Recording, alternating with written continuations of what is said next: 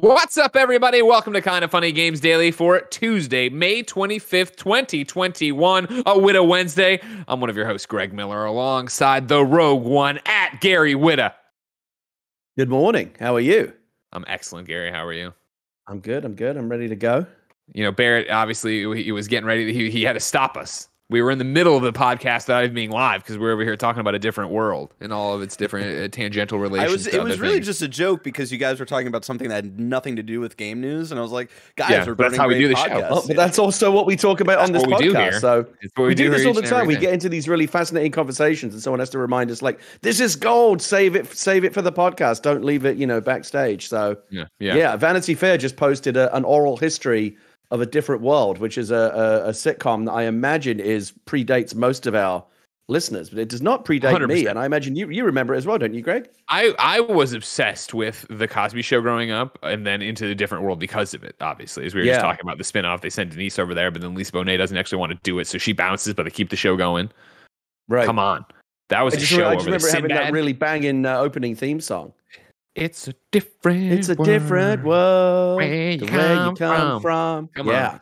I'll tell you what, and that's the thing is obviously, of course, Bill Cosby is a complete fucking dirtbag and deserves to rot in jail. But like, it also sucks on a very small, minor part because I was so into. I have such an insane amount of knowledge from watching reruns of A Cosby Show in A Different World that I would love to talk about all the time, but now you don't even talk about it because, of course, I guess you can't watch The Cosby Show. We all grew up on The Cosby Show. I guess you can't watch. I don't think they even run it anymore, right? They just pulled it off all the syndication. Of course not. You can't watch it anymore, even if they did. But A Different World, thank God they're for A Different World because you can watch that. I guess that's unsullied.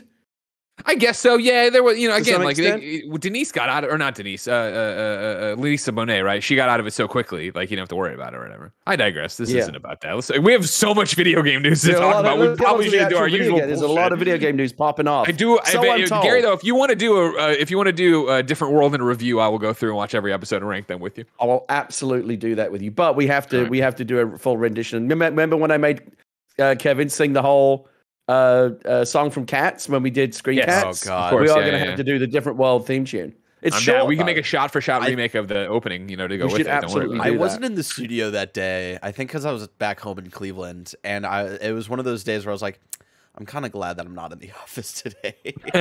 I just drove by your old office today. It's kind of weird to go by there and not see the kind of funny smiley face in the window. I know, right now. There's just I wonder if someone's in there now. I wonder, like, maybe they just like someone's just living in there. Living in there. 2 weeks ago, they still had a for lease sign up when I drove by. When I got my so you can't get rid final of it. shot. Yeah. But enough about that. Lots of video game news to talk about. Let's talk about the fact that we're seeing Horizon Forbidden West this week, that there are more pre-E3 events that you can shake a controller at, and that Valve might be making a Steam handheld. We'll talk about all this and more because this is Kind of Funny Games Daily. Each and every weekday on a variety of platforms, we run you through the nerdy video game news you need to know about. If you like that, be part of the show at patreon.com/kindoffunnygames. Over on patreon.com/kindoffunnygames, you can write in with your questions. You can write in with your concerns. You can write in with whatever it is you want to maybe squat up. Maybe you want to play video games with people. Maybe you just want to hang out. No matter what, on patreon.com/kindoffunnygames, you can get each and every episode of Kind of Funny Games Daily ad-free, along with the exclusive post show we do each and every weekday. You'd also get the Next Gen podcast. You'd also get to be a Patreon producer. You'd also get a whole bunch of different bonuses and things and write in and be part of the Gamescast and all that jazz.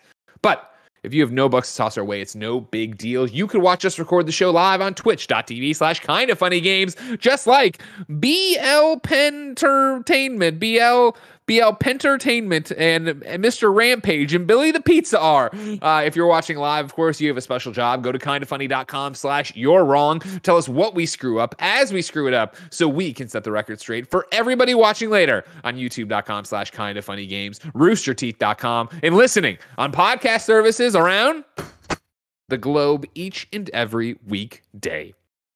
Housekeeping. There's a brand new P.S. I Love You XOXO live right now. It's me, it's Blessing, it's Barrett, and we're making a PlayStation 5 time capsule to open in 7 years. We ask our future versions of ourselves a bunch of burning PlayStation questions we want answered, have amazing discussions about it, and of course talk about all things PlayStation for the week, except for Horizon stuff that they posted like 30 minutes after we posted the episode. Why 7 years? I was going with basically the life cycle of the PlayStation 4. Yeah, that's what I figured. And what goes in the title? Are you making predictions so that you can go back? It's predictions and it's questions. Yeah, it's predictions and questions and like things like that. Hopes, dreams, fears. We called it something like that. Get in there, see what's up. Give me a preview. Like, what's one of the hopes, dreams, what developer will have made the best PlayStation 5 game by the time we get there? Certain features, will they have come to the PlayStation 5? What will the redesigns have looked like? Things like that. It's all spurred by this idea of like looking back at now PlayStation 4, but more the launch version of the PlayStation 4, or last year when we started PS I Love You up again and we played on PS3, going back through the quality of life stuff that is either completely absent from the PlayStation 3 or was added and still isn't enough. Right. So like, to think about at the end of a console generation what it's going to look like. I'm sorry, Gary. Let me put you on the spot with a version of one of those questions. Let me ask you this: 7 years from now, what do you think the percentage chance is that the best game of the PlayStation 5 generation was made by a developer other than Naughty Dog, Insomniac, or Santa Monica Studio? 0. You think it's definitely coming from one of those three places? But that was a question we asked on the show where Buster's like, do you mean first party or third party? And I was like, do you think there's a difference? And so we had a conversation going around. Of course, Barrett came out swinging with Atlas. I don't want to spoil the show. There's a great conversation. Look at that. Gary tries to pin me down. No, it is. I mean, I don't even like the PlayStation that much, but I'm getting drawn in. This is what you're doing, Greg. I understand. Ladies and gentlemen, PS I Love You XOXO is available right now on youtube.com/kindoffunnygames. Podcast services around the globe. No matter where you get it, please like, subscribe, share, and leave a review. Thank you to our Patreon producers of Kind of Funny Games Daily, Blackjack and Tom Bach. Today we're brought to you by Purple Mattress, but I'll tell you about that later. For now, let's begin the show with what is and forever will be the Roper Report. Time for some news. 8 items on the Roper Report.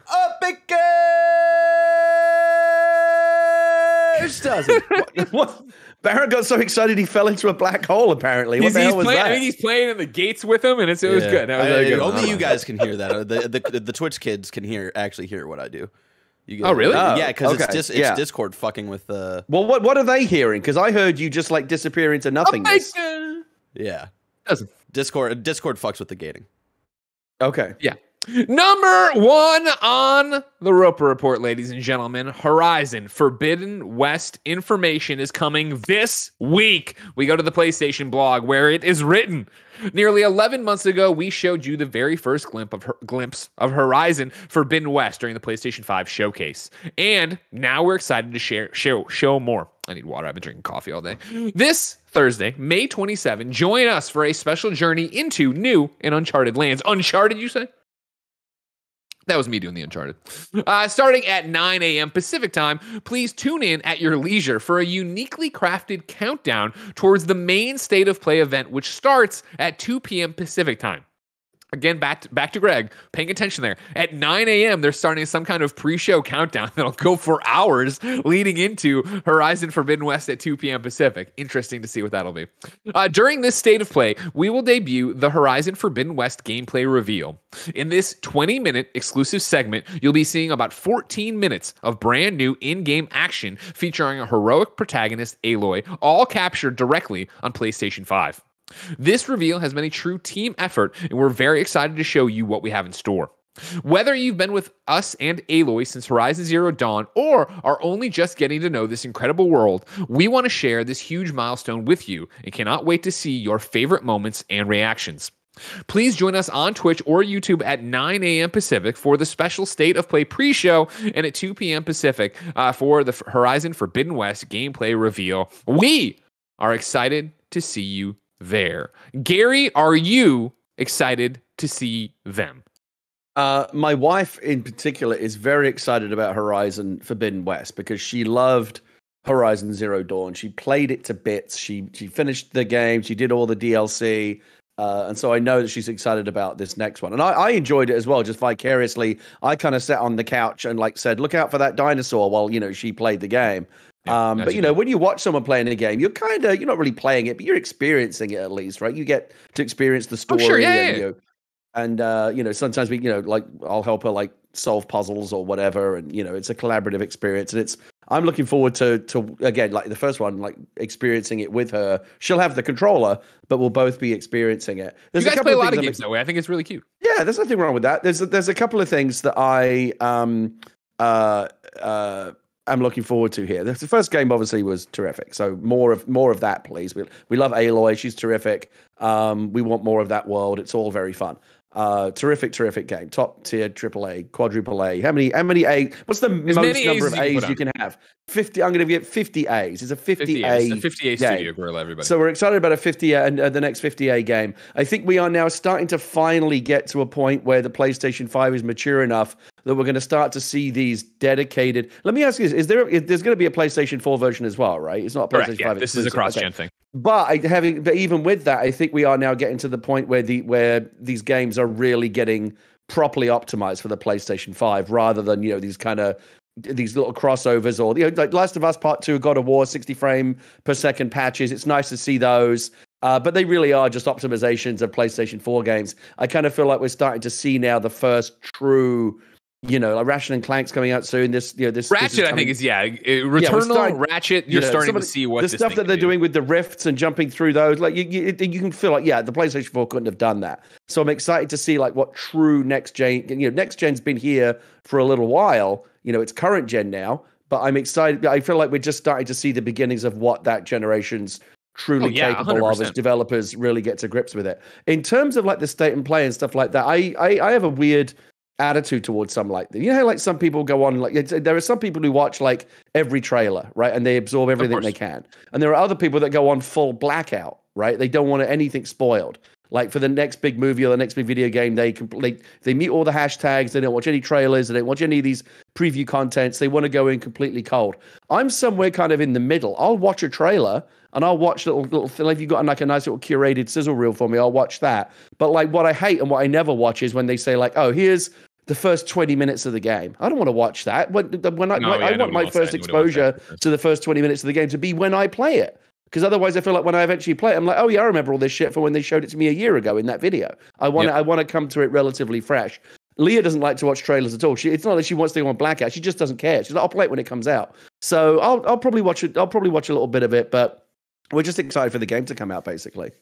Now, a few things before we get into more discussion on this. Over in the twitch.tv/kindafunnygames chat, Crown Prince says it, being Horizon was a well-polished AA game, and for that, he is timed out. I'm sorry, you will have to sit on the sidelines because we can't have that. But more importantly to the discussion, I'm kidding. I have my own thing with Horizon Zero Dawn was just not for me, and I accept that. Greg's making a face. But you understand the quality of it.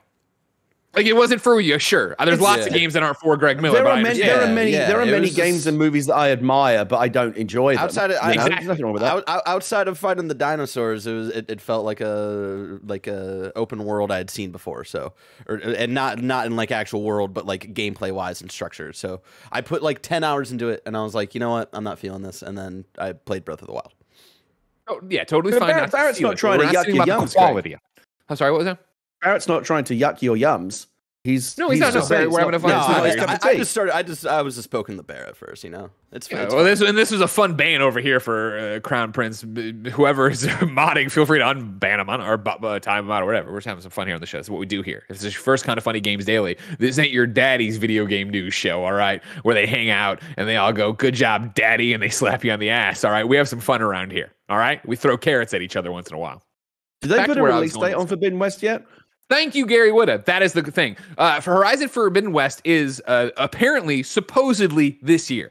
Now, I don't say supposedly in the same way I say God of War Ragnarok's this year, because we all know God of War Ragnarok 8 coming out this year. But they did say Horizon Forbidden West is a 2021 game. So the question then becomes, Gary, do you think Horizon Forbidden West really comes out this year? I went to Twitter earlier this morning and put this up when I was preparing the document on twitter.com/GameOverGreggy. Does Horizon Forbidden West really come out this year? 53% say yes, 28% no, and then 18% just wanted to see the results.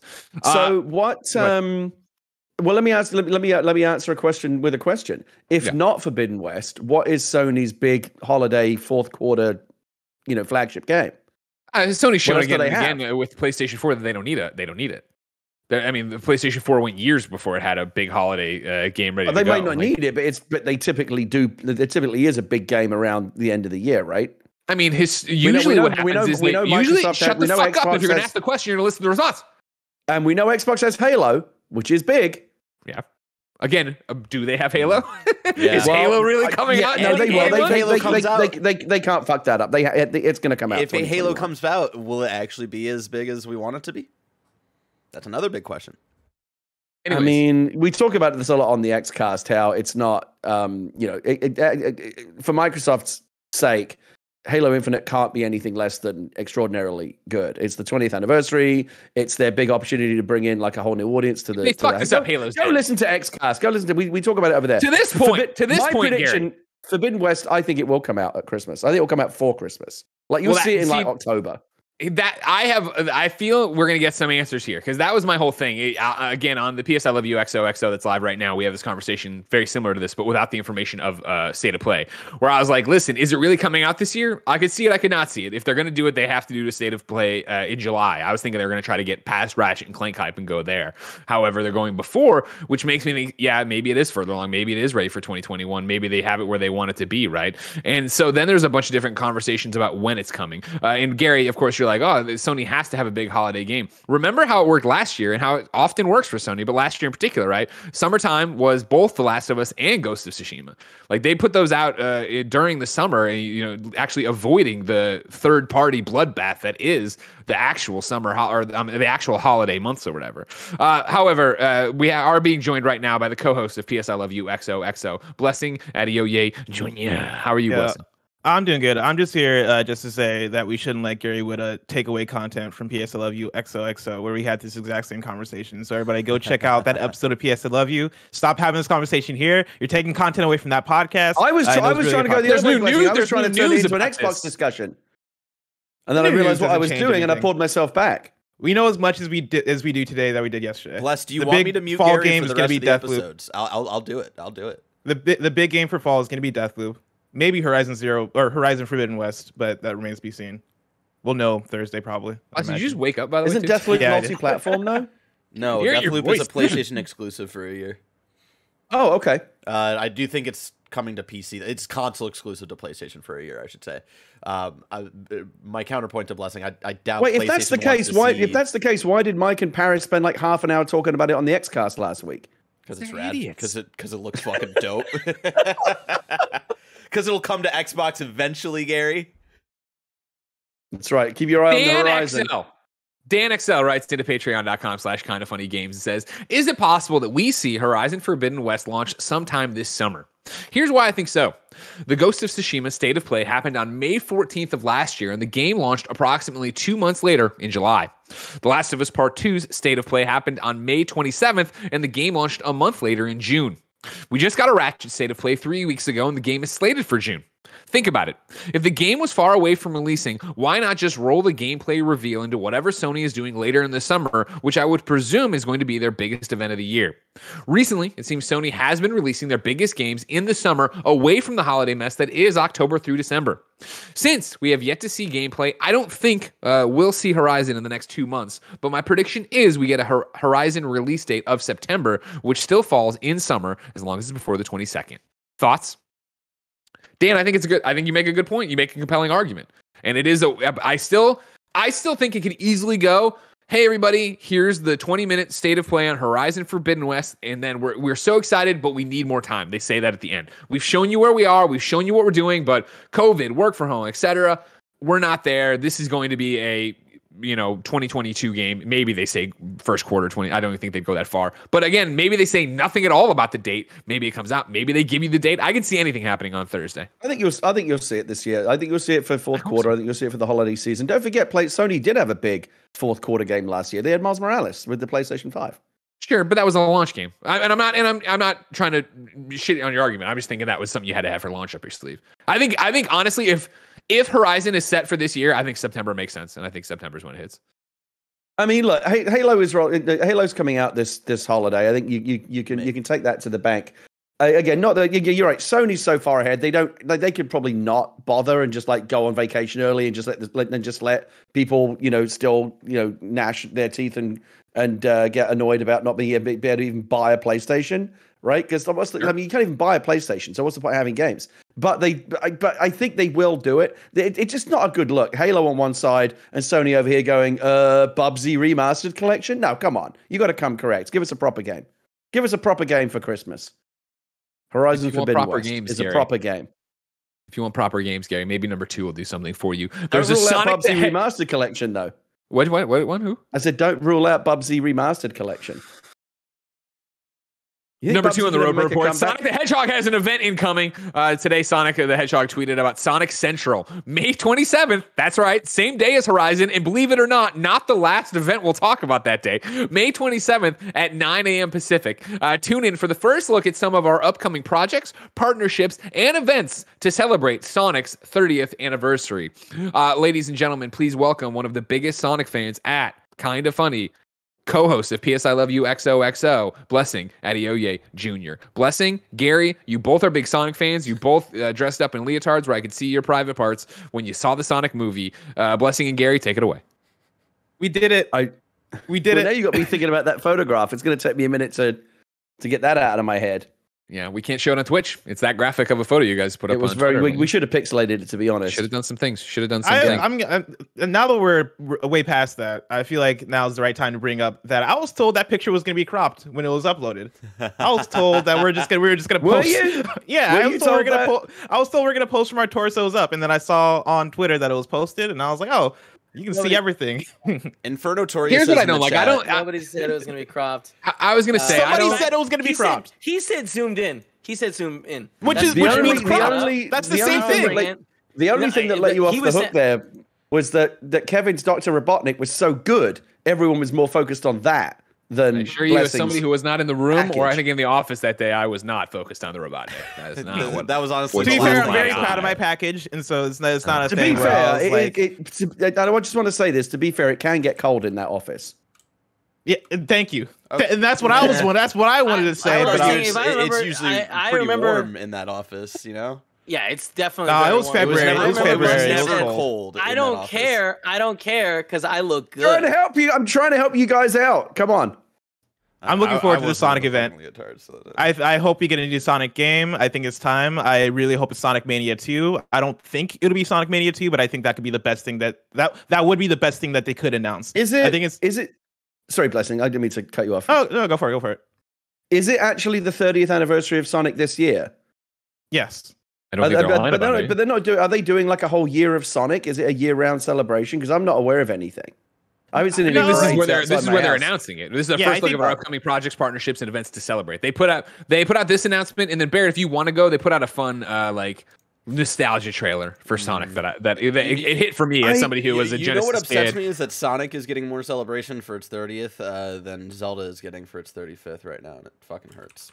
I mean, maybe it's probably because Sonic Sega understands that. Yeah, I was gonna say Sega understands how to take care of IP, whereas Nintendo don't. I kind of feel like Sonic does. I understand Greg's argument. Blessing. Do you want to repeat what you said for the chat? That Sonic is more popular than Zelda. Okay. There's a Sonic movie.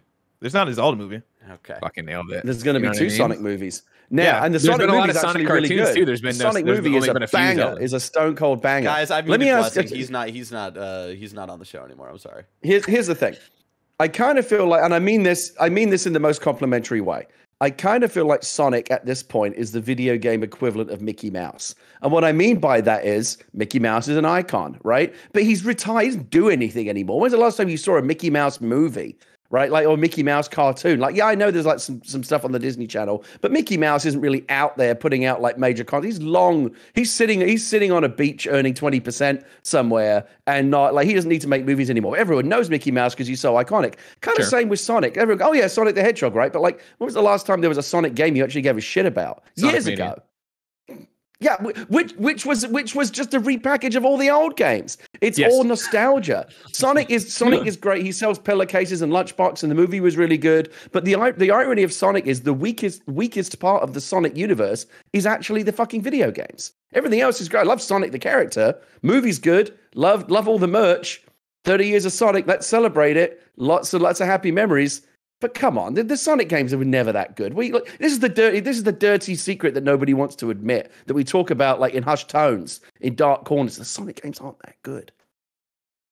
Man, I don't know, man. A lot of things are being said right now, and I feel like they're being said without taking a lot into consideration. Sonic Mania, it was more than a repackage of old Sonic games. It had a lot of new content in it, new music, and a lot of new stuff. It was like a lot of the levels were returning levels from the classic games. But I think that's part of what makes it special, right? Like Sonic is tied to nostalgia in the same way that a lot of Mario games tend to harken back to old Mario games. Like Mario Odyssey had a whole level that was inspired by the original Donkey Kong game. And so like I think doing a Sonic Mania 2 would be a dope ass thing to do. I think what they'll probably announce maybe would be a new 3D Sonic, and 3D Sonic is the place where they stumble a lot. Sonic, the 2D Sonic games tend to be consistently good. 3D Sonic games, every once in a while we'll get a great one. Every once in a while we'll get a Sonic Generations. It's just such a mixed Sonic bag. Colors. Maybe that's what makes it interesting. You never know what you're going to get. Like there are some classic Sonic games, some really good ones. There's a bunch that are just like okay, and there are some truly, truly terrible ones. Right? Oh we yeah. all remember Sonic on the Xbox 360. Absolute fucking disaster.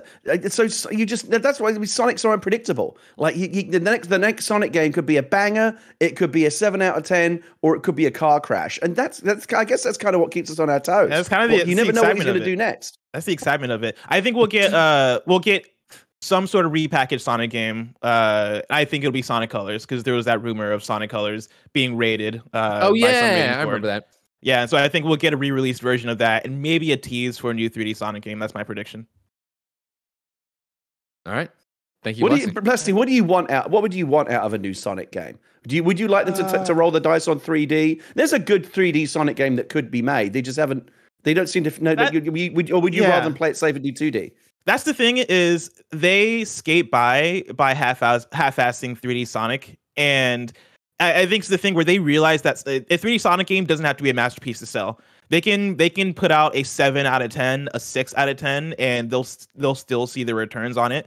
And so, if anything, I would prefer for them to just put out another Sonic Mania because that at least guarantees quality, or put out a new 2D Sonic game. If not, then yeah, I would want them to put out a 3D Sonic game, but then also try. Like that's my big thing is like, hey, try to make a good Sonic. At least try to make it a good game. Because they don't. Like I think that's where it kind of comes down in terms of what we've gotten out of Sonic Forces and Sonic I forget the Sonic Boom, like all those ones. Like they're terrible because it seems like they don't have any motivation or any reason to like go out there and create a masterpiece because people are going to buy a Sonic game anyways. I just got a text from my wife. She says, I liked Blessing before that Zelda comment. Damn. Yeah, that's why I wanted to. I think Zelda is better than Sonic. I think Zelda is a better franchise than Sonic. But if we're talking popularity, I would say Sonic is more popular than Zelda. You're not exactly going out on a limb by saying Zelda's better than Sonic, are you? Like, who's going to disagree with you on that one? Yeah, but these are both factual statements. Sonic is more popular than Zelda. Like, what do you even mean? Like, the whole recognizing of like, oh, like if he puts, no, do you? Okay, all right. Here's the thing: it's a meme that people don't know his name is Link. Go to your local Target or Walmart right now. Go to Google Trends and look at the past 12 months. Sonic dominates. I'm not having that. I'm throwing that back in Blessing's face. Sonic more popular than Zelda? Yes. No, I'm not having it. I'm not having it. Why so? I want the argument. Give me the statistics. Like, I don't have the fucking fact sheet in front of me, but like anecdotally, I'll tell you this: go to your local Target, go to your local Walmart. You will see fucking Zelda like Triforce merchandise everywhere. And like, Sonic. I don't know Sonic. What is the metric here? I don't know. I mean, we're talking about popularity and pop culture. Like, I understand. Yes. Like, if we can all have 1 second to let Greg talk, let an adult step into the room, all right? Where I'm saying, like, I understand the sector we're in, where we see a Triforce tattoo, we're like, that's fucking rad, man. And we see like blah blah. But like, it's exactly what we're saying. I tweeted out the video today about the Sonic nostalgia, right? And somebody responded like, oh man, I was just at the park with my kids, and it was so. One of them was running. Another kid in another group was running. I was like, I'm going fast like Sonic. Like Sonic is still super relevant as a cartoon, as a movie, as a whatever. In a way, Zelda just isn't. Zelda's a great video game. All credit to the Sony marketing department. They did a great job over the last 30 years, or however long it's been since Sonic's been around. Well, I guess it is. We're talking about 30th anniversary of getting Sonic. Like Sonic is woven into the pop culture fabric of our lives, right? There's nothing we can do about it now. He's just there, right? Sonic exists. Again, the pillow-cases, the lunch boxes, the Sonic O's cereal, whatever. Like it's all there. He's there. All I'm saying is, and good for the marketers. They've done their job. All I'm saying is we're here to talk about video games. And if you want to talk about Zelda versus Sonic as core video game franchise, no comparison. Zelda, absolute banger. The last true Zelda game, Breath of the Wild. You're changing the argument now. That wasn't the argument. That just came out a few years ago. When was the last truly good Sonic game?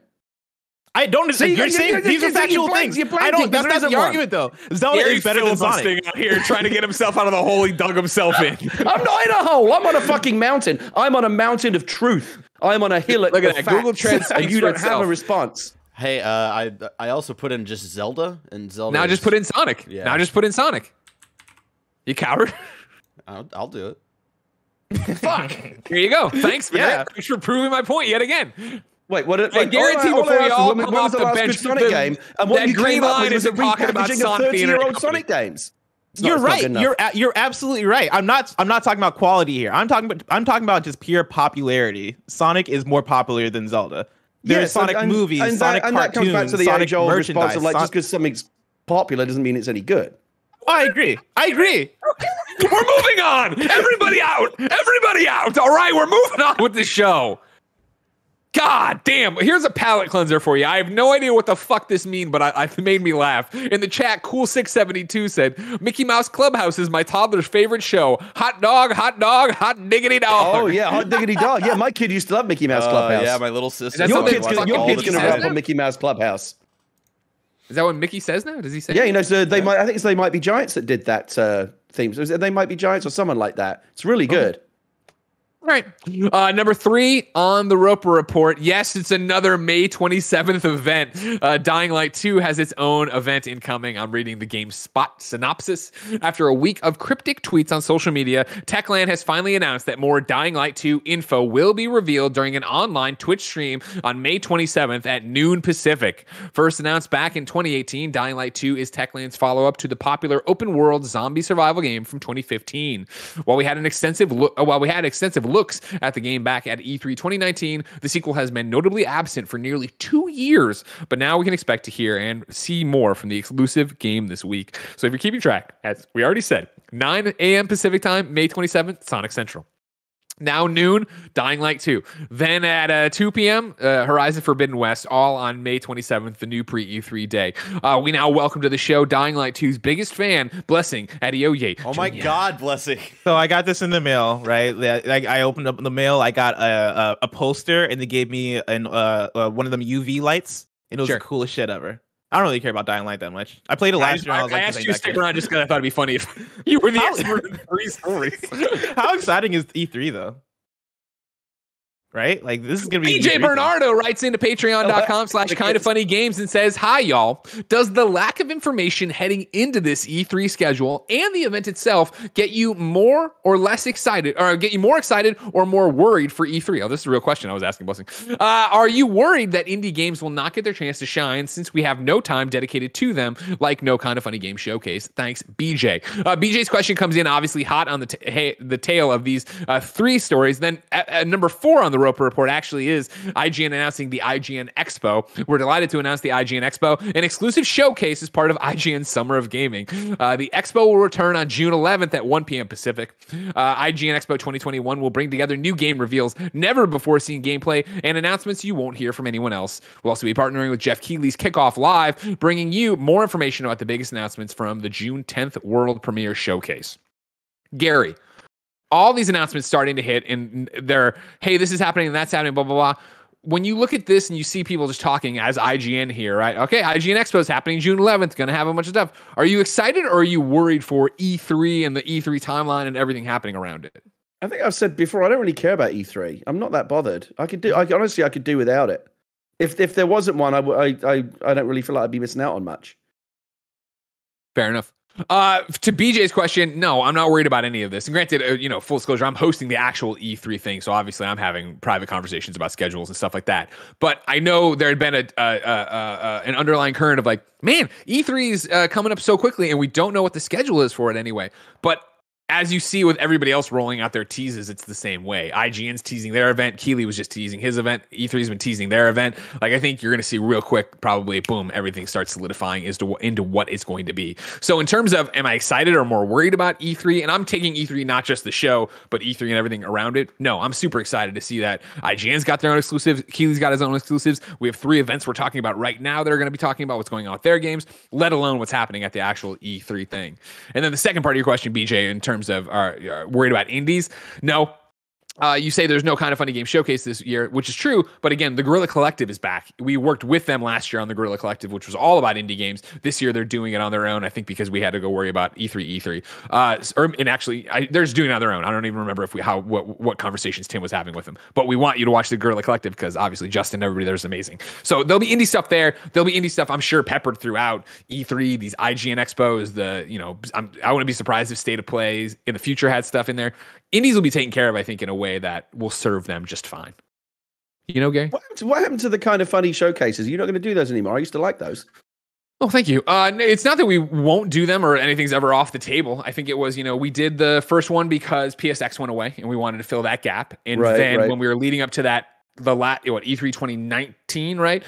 We did one there because, we wanted to give indies a place to shine because we had done it before. And then for did I fuck that up? Last year was the Guerrilla Collective? Yeah, last year we did the Guerrilla Collective thing because there was no E3, and the Guerrilla Collective was kind of us saying we weren't going to do it, but they were like, we don't really want to host it. Do you want to do that? And we merged them together. And then this year, with hosting the real E3, like there was just so much going on over there that I think took mind share away from it, let alone the stuff Kind of Funny's working on a day-to-day basis. I do think that is something that might be lost a little bit by the virtualization of this year's E3. Is that one of the nice things about the in-person ones is when you go there, you can choose to walk away from the big loud, Sony, Nintendo, EA, Activision, Ubisoft booths, right, and go to the outer rim, right? Go to the remote, the far reaches of the convention hall, sure, yeah. And find like the cool the hidden gems and little indie favorites. That's what I always like doing. And I don't know what's the digital version of that. It sounds like IGN might be. It doesn't sound like E3 is going to make much of an effort to promote indie games this year in terms of whatever virtual events they're putting on. So again, it's up to the IGNs and the Keigleys or whoever else. I don't know. Does Keighley really care about indie games? He usually does the big ones, right? But somebody needs to be putting the spotlight on indie game developers at these kind of events, so that like to call it out. Like, don't forget the Guerrilla Collective is happening. Like the Guerrilla Collective is happening this year, which it is. I forget how many days they're doing. I'm trying to get it over here because I know they've announced already. I just haven't. But yeah, Guerrilla Collective 2. Guerrilla Collective is a digital games festival to reveal fresh announcements, trailers, gameplay, and more, bringing together some of the hottest developers and publishers around the world.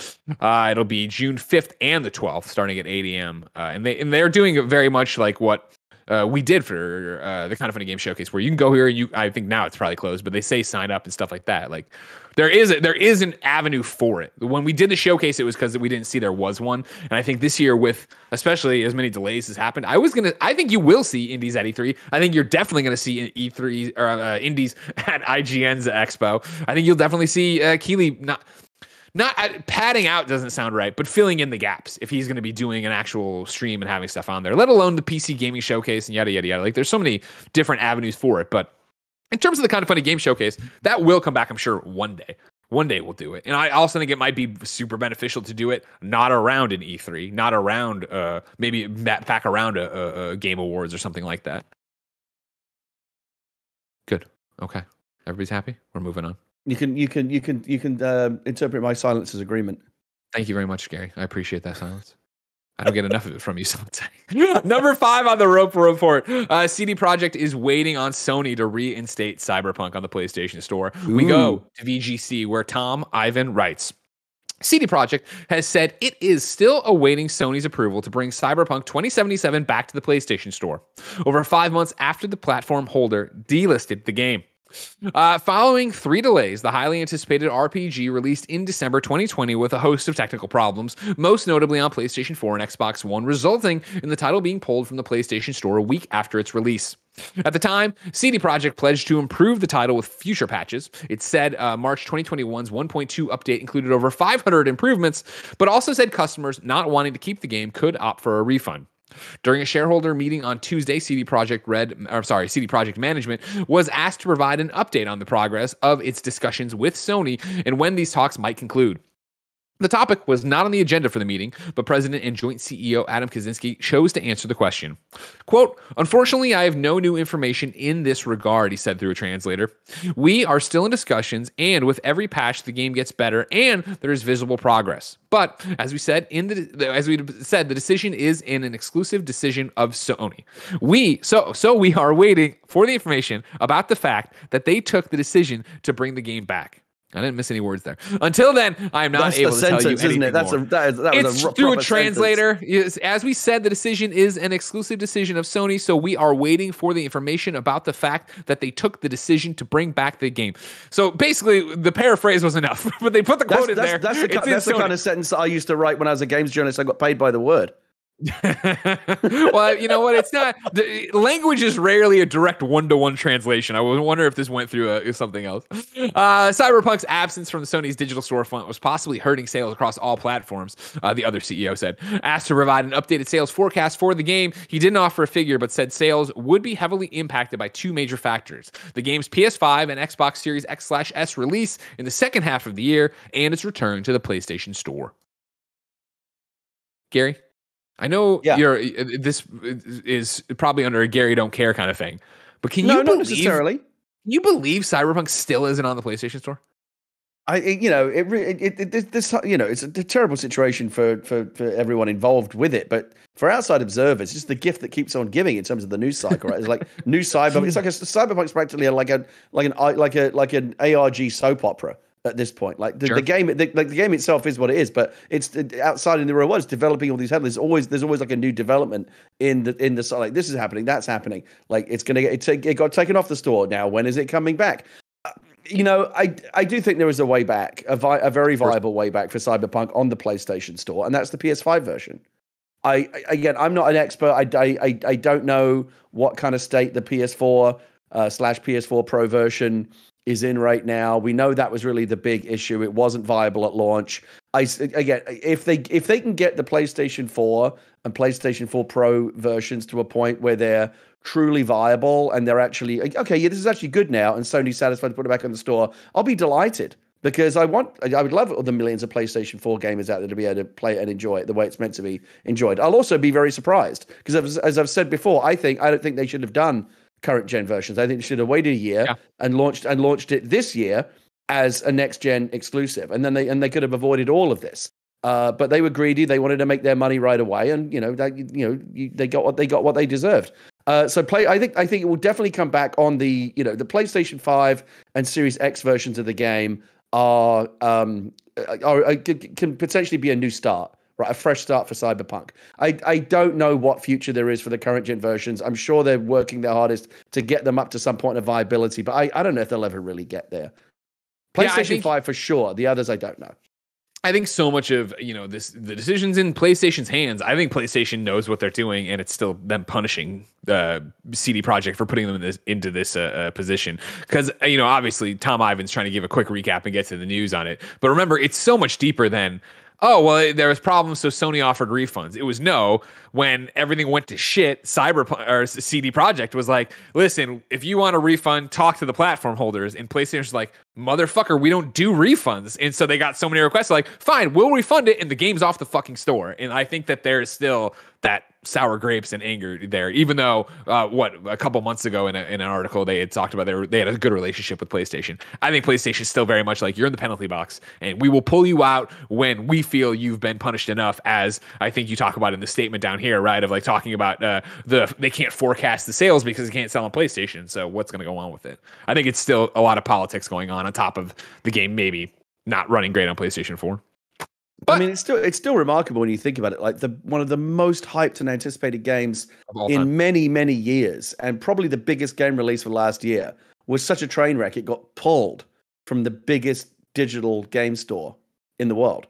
I mean, sorry, forget about Steam. Biggest console digital game store in the world. It's just stunning. To even like all these months later, to think about that's something that actually happened. It's stunning. Well, you know what else is stunning? patreon.com/kindoffunnygames. Of course, you can go to patreon.com/kindoffunnygames to support us and say, hey, I love it when you all argue for an entire show. This show has an energy and I like it.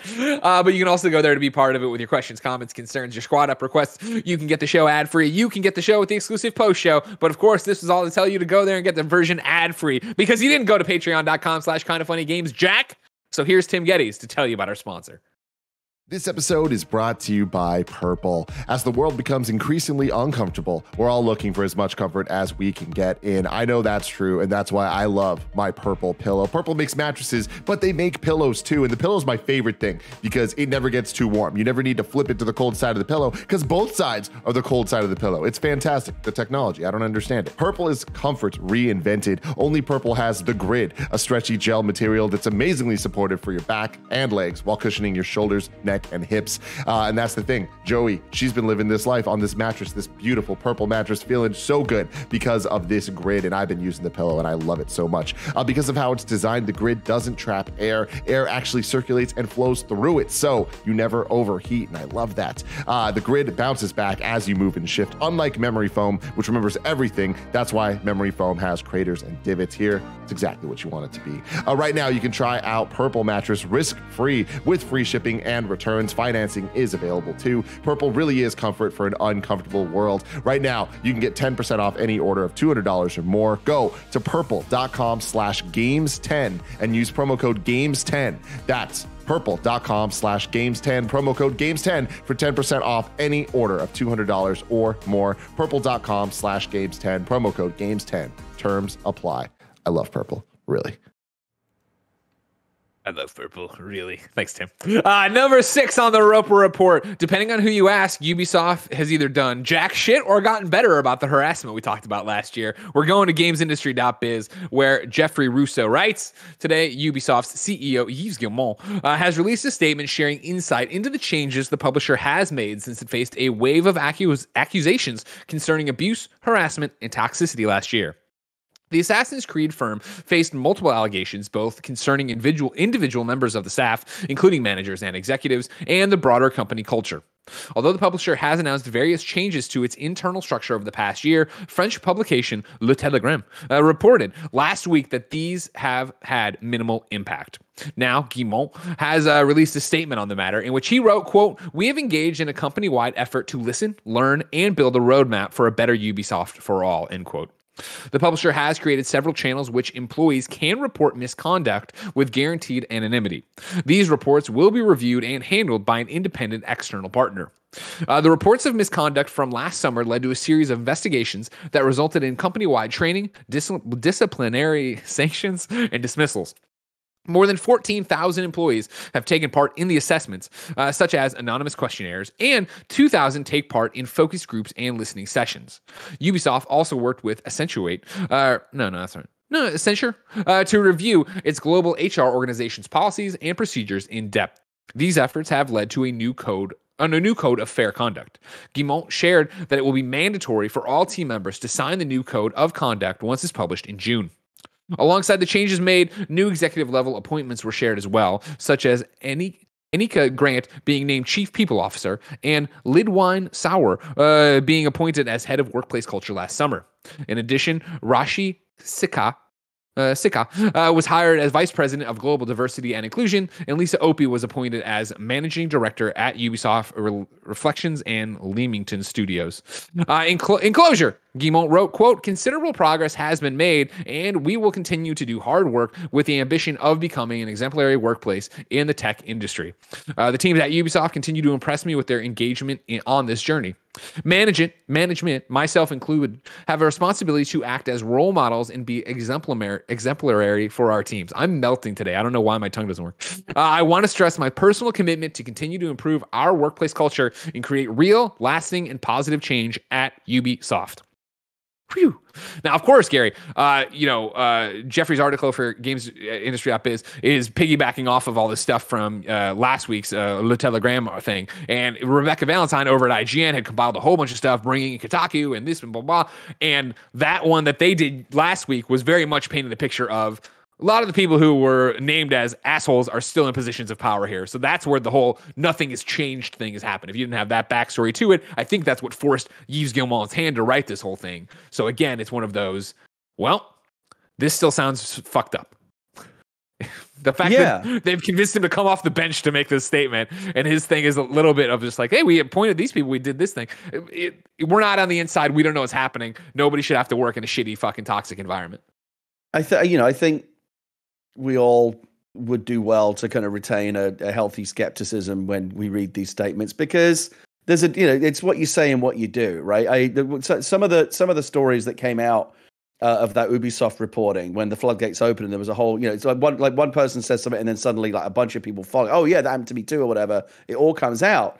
And I remember reading some of that stuff, and it was horrifying. There's clearly a truly toxic culture at Ubisoft that needed to be kind of rooted out. And when this happens to big companies and it threatens their bottom line, because again, that's all they care about is their money, they have to do something.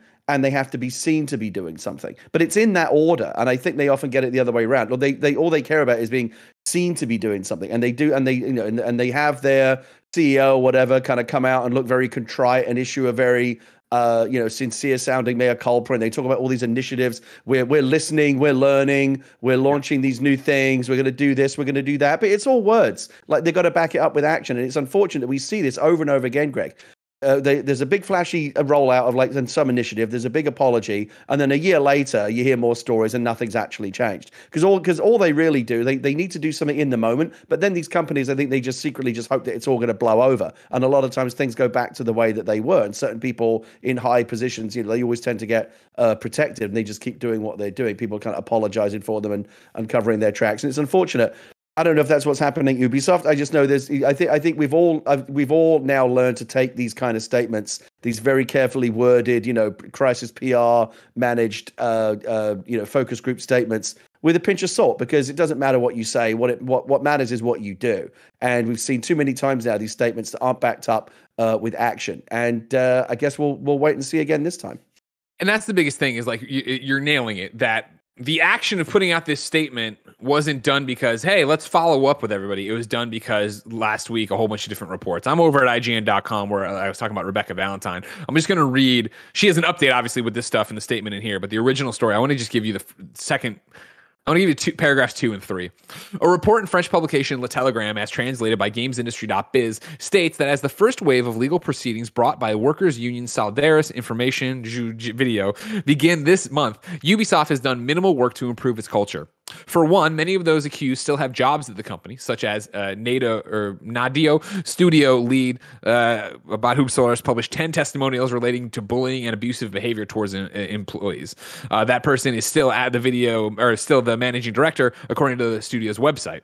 Another person remaining despite allegations is former Singapore head Hughes Ricor, who Kotaku reported was taken down from his role following an audit in the wake of allegations. His LinkedIn profile indicates that he did not leave his role in Singapore until February, 3 months after Kotaku's report, and who LinkedIn now says has a role as a production intelligence director in Ubisoft's Paris headquarters. So again, and Rebecca goes on like this, and she's, citing the Telegram, similar to Telegram reports, nothing has changed yet at Ubisoft Canada. There's more names, there's more people. Like, all of this dirty fucking laundry came out yesterday, that all these people that were identified as this guy's a problem, this person's a problem, are still there. Maybe it's like, you're just it's like the cup and ball trick. You're moving people around in different things, but so they're not in the position that got them in trouble or whatever, but this, that, and the other.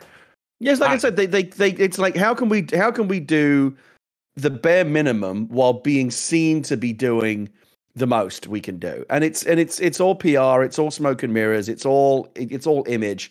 And again, at the end of the day, the truth will always come out. I was bullied and picked on quite badly as a young games journalist, and like decades later, I still think about it. And that shit follows you around for life. Like, it's really deeply traumatic, and it's fucking unacceptable. And when this kind of stuff happens, there needs to be a zero tolerance policy. But again, there'll always be favorite people. There always be people, this person's really valuable to the company. They've been here for a long time. They know where all the bodies are buried.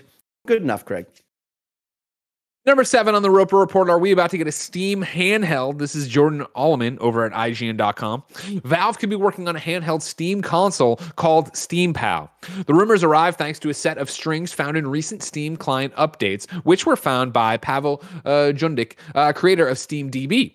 According to Jundik, references to a, quote, Neptune games collection were first found in the September update, and more references to Neptune, parentheses, which could be the console's code name, have been found in the latest beta client, relating to a potential controller under the title Steam Pal / Neptune name, and a games list called Steam Pal games / game list _ Neptune games. Jundik adds that separate references to a quick access and power menu have also been found in recent updates, which could also relate to the front end of the rumored Neptune project.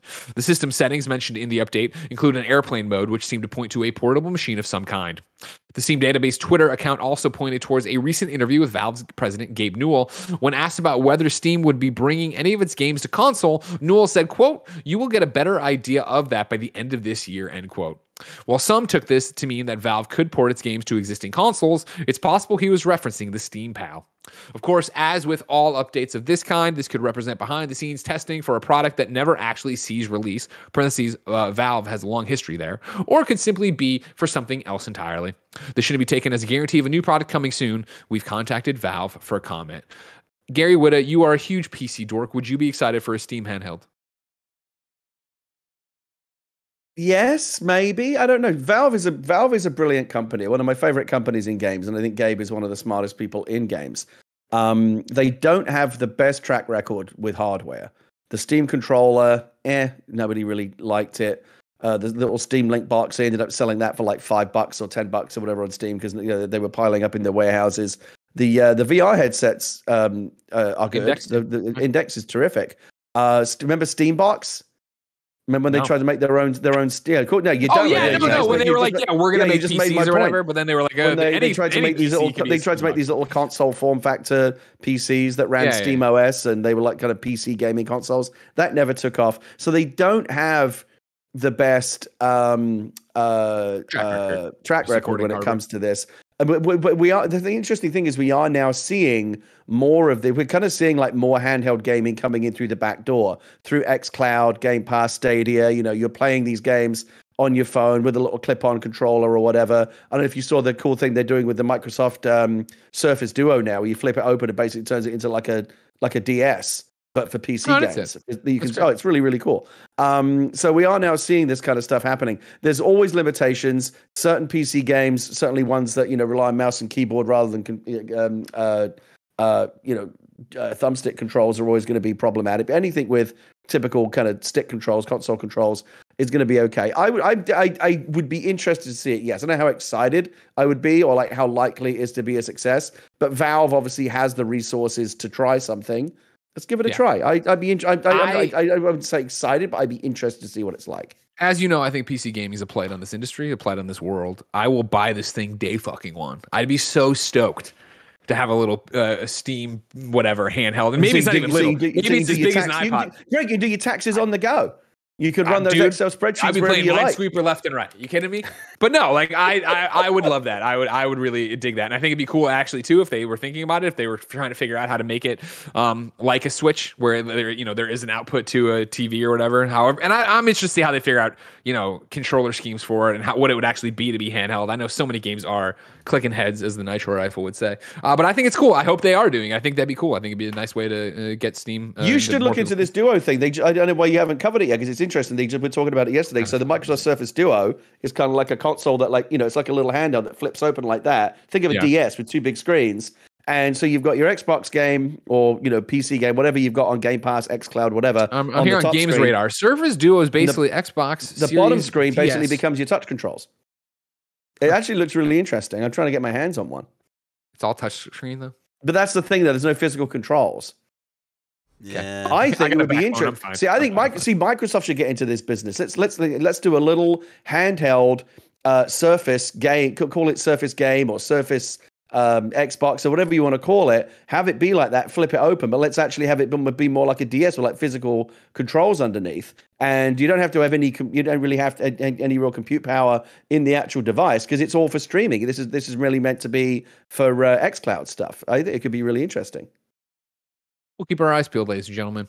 Final one is a short one. Number 8 on the Roper Report. Knockout City has hit 2 million players. They tweeted, "Welcome Knockout City, population you. Well, you and 2 million of your friends. Of course, if you haven't joined the Block Party free trial, why the heck not? Knockout City is available free to try right now. Of course, us at Kinda Funny are big Knockout City fans. We're enjoying it quite a bit. And on Friday, we're playing the devs on twitch.tv/kindafunnygames at noon. If we win, the Kinda Funny logo is in Knockout City. If we lose, we have to donate to charity. So there you go. That's the rules. That's what's happening. All right, Gary, have you hit up Knockout City yet? I did. I played it some over the weekend. I've been trying to get my kid into it, and strangely, she's not been that bothered by it. But I got into it. I played a little bit over the weekend on the Xbox, and I will say this: it is the most fun game.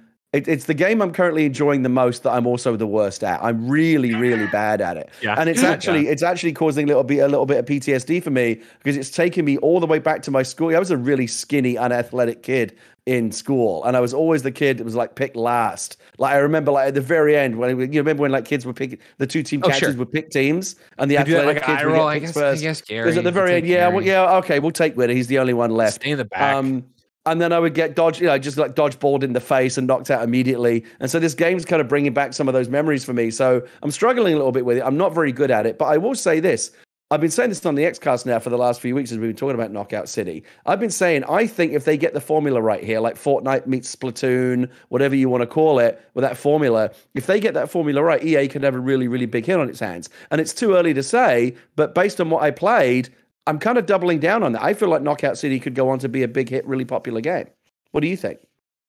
I hope so. I'm having a great time with it. I think it's a lot of fun. I think it was really smart for this free weekend they did. And then it's also, exactly what we've talked about and what you said for so long, right? Their second tweet, if you on this thread, right? With cross-play and cross-progression on PC, PS4, Xbox One, Switch, and PS5, and Xbox X, it's all there. It's right there. Again, it's free until the 30th, like just in the entire game to jump in and play, let alone be on Game Pass. Like, I really like it. The thing about it is, like, I think it gives me big Calling All Cars vibes from the PS3, which I really enjoyed. But what I mean by that is a lot of fun. That's a trip down memory lane. I'm old. It's a lot of fun, and I don't mean it as an insult. It's basic.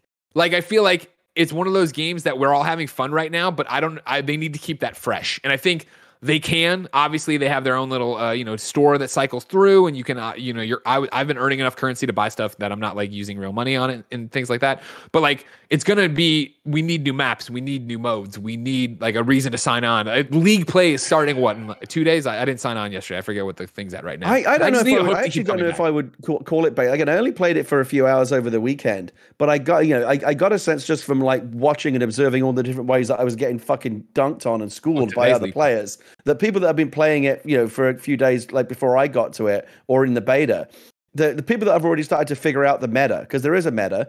It seems simple on the surface, but I do think the way that the game's designed and the maps are designed seems to suggest that there is depth to it. If you like there's a way to be really good at this game. Basically. No, for sure. Like me and Barrett were out there clowning people out all weekend, and then when I went to Mike, and played with him, like he was using a different strategy that I started incorporating. Like there's a whole meta to it and a whole bunch of stuff. Knockout City's great. I love Knockout City. I can't wait to get back to it. And really polished too. I love the aesthetic. Game of the year the music, the sound, the graphics. It just has a really polished look to it that I like a lot.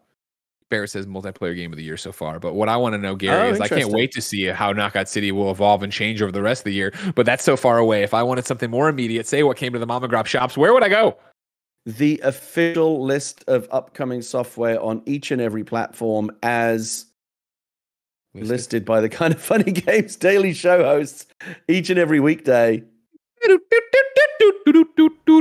Yeah. Why was listed the word? I got tripped up on that time. We're having a good conversation. Then you got to go to the script. It sucks.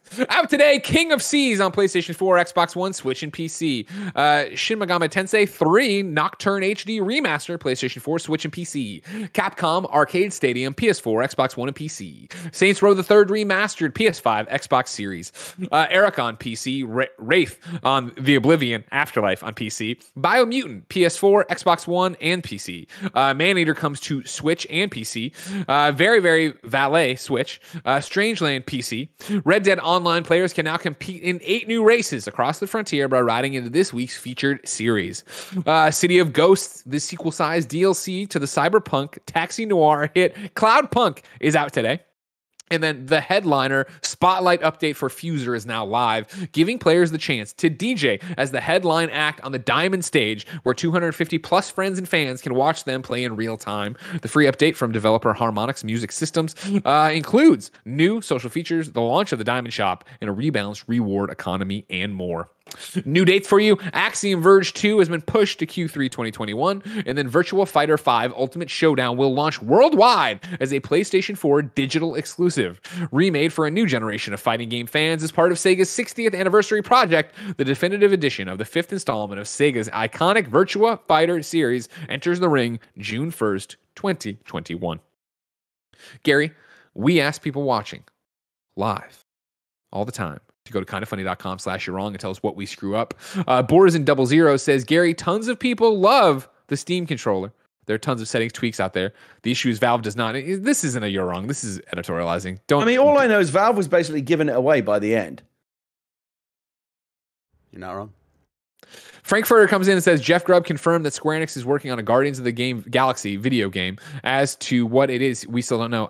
We've been saying that for years. That's not news. Just because Jeff Grubb says something that everybody knew for a long time doesn't mean it's suddenly news. Come on. Ken Poe says, Dead by Daylight Cross Resident Evil Chapter releases June 15th. So you got that going for you. That happened while we were live. And then there you go.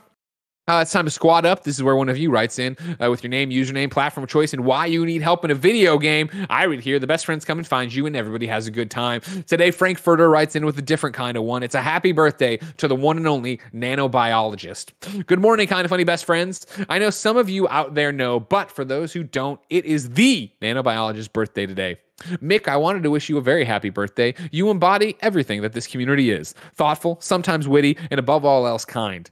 For the sake of keeping this short, I hope you have the greatest of days and can't wait to party with you, you old fuck. At around 8 p.m. Eastern time, or whenever his dinner ends, he will be streaming on his own Twitch channel at The Nanobiologist. So stop on by and give the man some sweet, nasty love because he deserves it. Or at least today he deserves it. Of course, The Nanobiologist, one of our dedicated mods and dedicated You're Wronger here on the show. Happy birthday, The Nanobiologist. Yes, happy birthday. He shows up in my Twitch channel from time to time as well. If you're somehow tangentially related to Kind of Funny, The Nanobiologist shows up in your Twitch channel and helps out. Mick's a great guy.